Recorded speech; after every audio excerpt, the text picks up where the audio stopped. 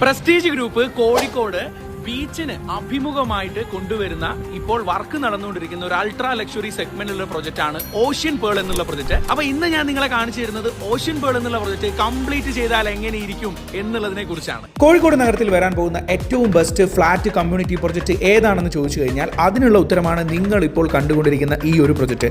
കാരണം 6.5 ഏക്കർ സ്ഥലത്ത് 30 നിലകളിലായിക്കൊണ്ട് 4 പടുകൂറ്റൻ ടവറുകളിലായി 530 residential flat യൂണിറ്റുകളാണ് ഈ പ്രൊജക്റ്റിൽ വരാൻ വേണ്ടി പോകുന്നത്. ഈ പ്രൊജക്റ്റിനെ ഒരു വാർഡായിട്ട് തന്നെ പ്രഖ്യാപിക്കണം എന്നാണ് എൻ്റെ ഒരു ഇത്. അതൊക്കെ പോട്ടെ, നമുക്ക് കാര്യത്തിലേക്ക് വരാം.